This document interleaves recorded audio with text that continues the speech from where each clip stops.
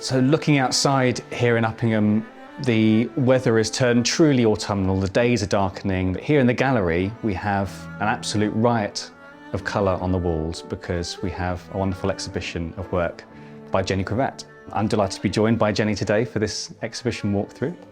The exhibition opening for this show actually happened last weekend, and I don't think I've ever seen so many people crammed here into this front room of the gallery before. It was extraordinary. So there's an extraordinary range of pieces on the walls here. Not just an exhibition launch, but also a book launch, because we have this rather beautiful work that you've been putting together for a little while now. A sort of retrospective of sorts of your sort of career and how it has developed over the years to where it is now. If we look through, there's a great range of work here, and they sort of are reflective of your surroundings and where you've been living and the life that you have led. So what has changed since your last show here, which was I think 2 or 3 years ago? It was 3 years ago, and we were just about to move house, if you remember. So that's been the biggest change. In fact, I was 6 months without a studio, which meant I did very little work in that 6 months. It was so disruptive. And then when I did get my new studio, I felt totally disorientated, and lovely as it was, getting back into it was so difficult. But I'm feeling very settled now, very comfortable, and it is starting to come through. And you're pretty well on our doorstep now. You're I know, sort of 5 minutes yes. away from the gallery. I know, so easy now. So a change of locale, how is that sort of reflected in the pictures here? Yeah, well, this is the lovely village that I now live in, made of beautiful ironstone buildings.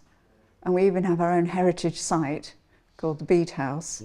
And this is from the garden, sitting in the Bead House garden, looking across at this lovely silhouette of the ironstone buildings. And I've managed to bring the warmth into the dry grasses and link it with the colour of the stone. Have you enjoyed searching for sort of new vantage points? I guess this is a slightly different location from where you had the sort of Charnwood Forest before. Well, when we first got here, I was missing the woodlands because I used to have those on my doorstep.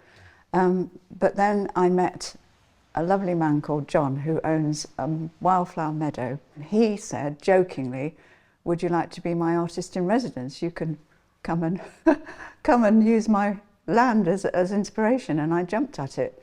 He also jokingly said there'd be health and safety forms to fill out, but we didn't have to do that. So that's where I really got going, because I was sitting in the wildflower meadow, which I'm very at home with meadows, looking at the view beyond. From then, I started to get more confident about including buildings. And are you often to be spotted out in the fields with sort of sketchbook in hand? Taking I do notes? both these days. I sketch on site and I sketch in the studio and use a digital camera. And I'm quite a convert to that now, because my work is so messy. I need so many materials around me. To take them out of doors becomes impractical. So to have the photograph sort of somewhere in the studio, where I refer to every now and then, but I'm trying to get one step away from that and keep it very fresh. So yeah, but I usually start with a sketch.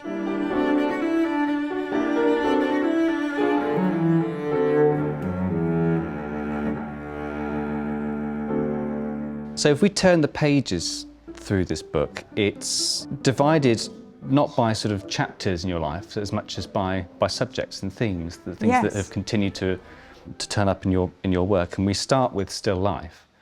I imagine because that's sort of where this story begins. It is where I started, yeah. I became a mum very young, and they agreed at college to let me work from home 2 days a week. So I had my studio at home very early on, and I had to paint what was around me, and that was usually household objects, things on the kitchen windowsill or whatever I had to hand. So it was, I suppose, out of necessity originally, but then I got totally addicted to still life. I think I painted nothing but still life, probably for 15 or 20 years. And it was only when we moved to Keeper's Cottage, which was surrounded by beautiful parkland, that I thought maybe I ought to branch out a bit. But there's a tremendous kind of tradition of, particularly in the last 100 or so years, of artists not just returning to still life, but surrounding themselves with the same objects, the same kind of heirloom objects, and returning to them time and again. And they sort of, the changes in the way they're depicted almost sort of reflect the changes in circumstance and life itself. Well, the master of that, of course, was Giorgio Morandi. And whenever I start painting the same bottle or jar yet again, I think, well, he did it, I can do it. It's okay. But we've got some here. I've actually brought the actual things in.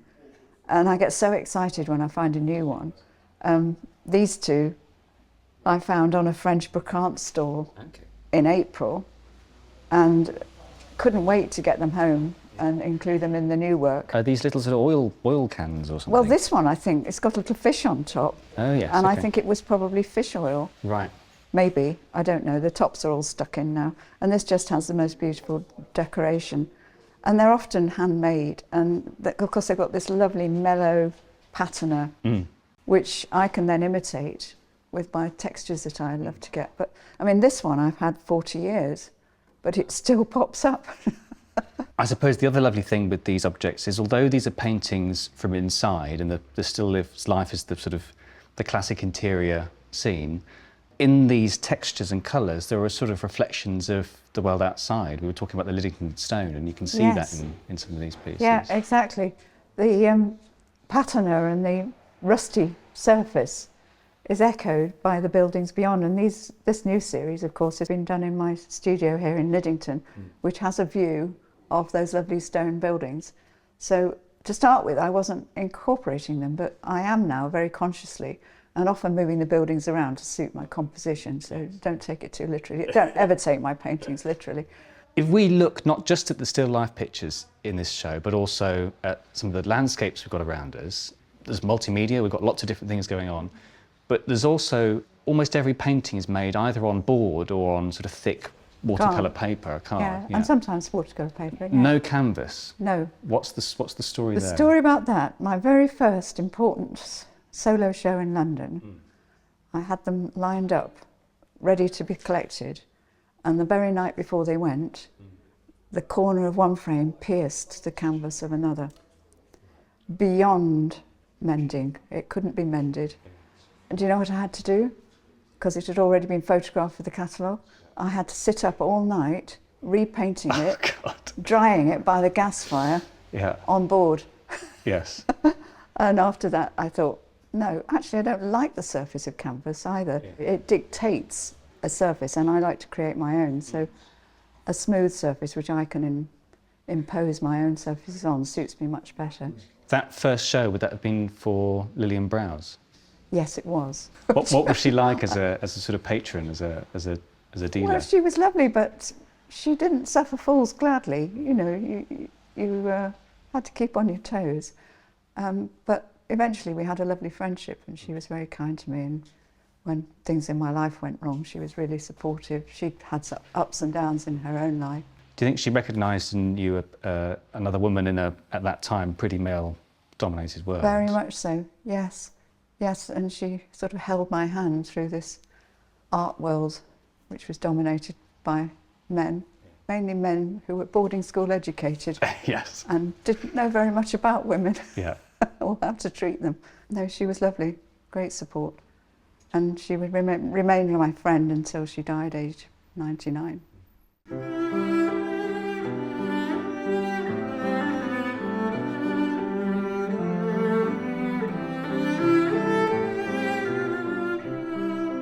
Alongside the very familiar landscapes around you, you're also sort of inveterate traveller. You're always bringing back sketches from various places that you visited, places that are, I guess, favourites, St Ives, Venice, yes.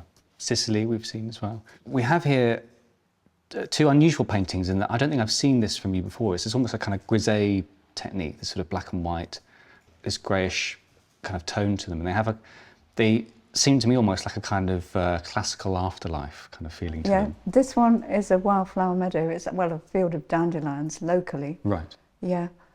And it's oil paint, very, very heavily diluted. So the mixed black is then heavily diluted with so-called odourless terps, but you do have to have the door open. It's quite powerful. And it's applied at the top of a board which has been prepared with gesso. Right. Dry, obviously. And it just runs downhill. And that creates this absolutely gorgeous surface into which I then lift things off. So it's a reductive way of working.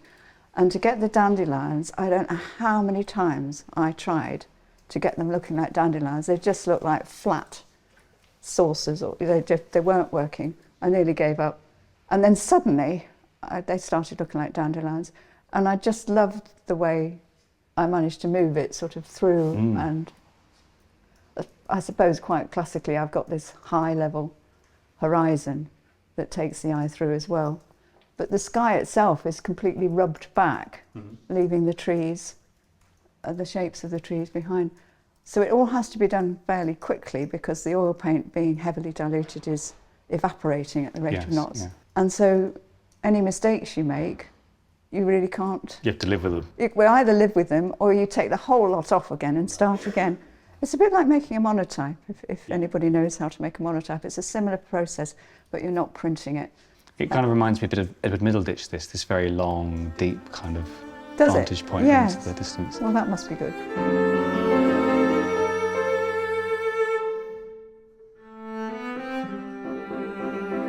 So from black and white to a real burst of colour here, and a different location, another favourite, Venice. And here we've got collage, which I imagine must offer a sort of different pace of working to how you normally work. Absolutely. These actually began during lockdown when we were all locked away, and I thought it'd be great to try and reuse my old sketchbooks and think about visiting Venice. And I'd been admiring the paper that covers all over my studio floor that I use in my other work, and I thought, couldn't I just use the papers themselves, because quite often they make these lovely combinations on the floor. And of course I now thought about Matisse and his lovely cutouts, he used to call them, and started drawing with the scissors as he did, and pre-preparing a board with, in that case, a lovely blue. So in this case it's museum board, because I need to be able to stick well to it. And then recreating the compositions from my very old sketches and making something new, which is always very satisfying. And then a completely different subject, but one we would be very remiss not to show in an exhibition of Jenny Grevatte's, these fantastic sunflower heads. Yes, and I can't resist them because I always grow them, have a little competition with my grandson so you can grow the tallest. And these were my tallest, and I have to then show them off, don't I? But this was painted on the wall deliberately because I wanted the paint to run downhill and create dribbles.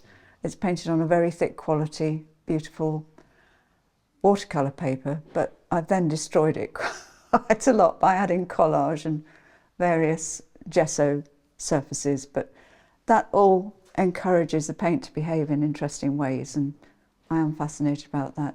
If you look closely, you can see that collage petals have been added here and there in order to get those enormous variety of yellows that you do see in a sunflower.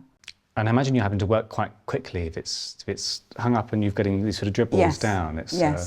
You're working against the clock. I think it's either a win it or lose it. You know, I do that a lot with my work.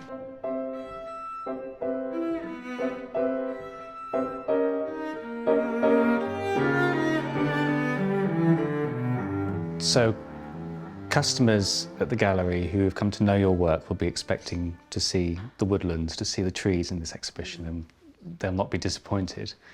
This is a beautiful painting of a kind of pocket of silver birches here. Silver birch is quite a favourite in your They're painting. my definite most favourite tree, yes. They've got such lovely textures. My mum always used to say they had eyes with little black eyebrows, and plus they're really easy to paint because they're straight up and down. Yes, that's true. There's a very rich tradition, though, of particularly English artists looking at our very distinctive sort of woodland landscapes, our hedgerows, our ancient woodland, going back to Ruskin, Turner, Constable, Girton. Yeah. And yet it's endlessly providing something new for new artists. What is it that you're particularly enjoying about the sort of setting? This just immediately inspired me because of the grouping, just sitting in isolation. But the lovely soft colours, I think it was around sort of early spring, March, April time, the leaves went on. The bright green would have really upset things, wouldn't it? And unlike many paintings, this one came right from start to finish. I think that only happens about once a year. I was very spare with describing the trees. I just left the bare essentials.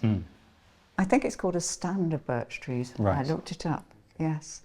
I remember talking to Mike Goldmark, who runs the gallery, about trees and painting them, and he said that his artist friend Rigby Graham used to admonish him for ever painting a tree that was brown. He said they're never brown. Go up and look close, and there's a whole world of colour and texture in that Exactly, surface. yes. Well, it's been wonderful to walk through this exhibition with you, Jenny, and see how the work has changed, how it's evolved over the last couple of years, and indeed through the book to see how it's evolved right from the very beginning. All of the work that you'll have seen in this walkthrough is of course available here at the gallery and online on our website. And do please take a look at this wonderful publication, beautifully printed, wonderful colours and textures, and at the back, some extraordinary little original sketches There are, from yes. yours truly. I never normally tear my sketchbooks up, well, only if they're rubbish, but I've torn up some really good ones. You've allowed them out. I've allowed them out of the studio to have a new life, yes. Thank you so much for letting us see this wonderful work. Pleasure, my pleasure, and thank all of you.